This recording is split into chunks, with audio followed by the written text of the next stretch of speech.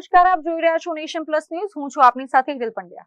હવામાન વિભાગ દ્વારા ભાવનગર જિલ્લામાં ભારેથી અતિભારે વરસાદની આગાહી કરવામાં આવી છે. આ આગાહીને પગલે ભાવનગર જિલ્લા વહીવટી તંત્ર દ્વારા વિદ્યાર્થીઓની સુરક્ષાને ધ્યાનમાં રાખીને એક અત્યંત મહત્વનો નિર્ણય લેવામાં આવ્યો છે. ભાવનગર જિલ્લામાં આગામી 24 કલાક દરમિયાન ભારે વરસાદની સંભાવનાને પગલે વહીવટી તંત્ર સંપૂર્ણપણે સતર્ક બની ગયું છે.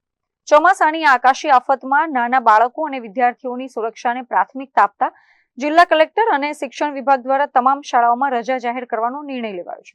જાહેર કરાયેલા સત્તાવાર આદેશ મુજબ 24 જુલાઈ 2024 ને શુક્રવારના રોજ ભાવનગર શહેર તેમજ ગ્રામ્ય વિસ્તારની તમામ પ્રાથમિક, માધ્યમિક અને ઉચ્ચતર માધ્યમિક શાળાઓમાં શૈક્ષણિક કાર્ય સંપૂર્ણપણે બંધ રહેશે.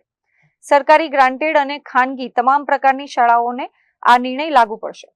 ભારે વરસાદની શક્યતાઓને પગલે જિલ્લા વહીવટી તંત્ર દ્વારા તમામ વાલીઓ અને વિદ્યાર્થીઓને જરૂરી સાવચેતી રાખવા તેમજ બિનજરૂરી ઘરની બહાર નીકળવાનું ટાળવા ખાસ અપીલ કરવામાં આવી છે.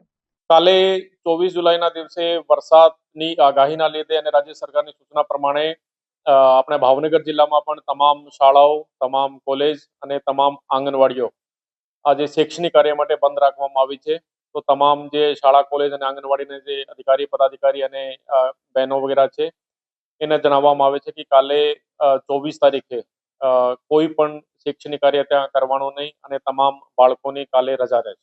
ડિઝાસ્ટરના લીધે તમામ અમારી તૈયારી છે. આમ ભાવનગરમાં બહુ આજે પણ 2 ઇંચથી વધારે કોઈ પણ જગ્યાએ, કોઈ પણ તાલુકામાં વરસાદ નથી, પણ જ્યારે પણ વધુ વરસાદ થશે ત્યારે બધી પરિસ્થિતિથી એટલે કે વહીવટીતંત્ર સજ્જ છે.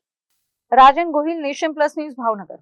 સમાચારોના સતત અપડેટ મેળવવા માટે અમારી નેશન પ્લસ ન્યૂઝની યુટ્યુબ ચેનલને સબસ્ક્રાઇબ કરો, બેલ આઇકન દબાવો અને જોડાયેલા રહો ફેસબુક, ઇન્સ્ટાગ્રામ અને ટ્વિટર પર.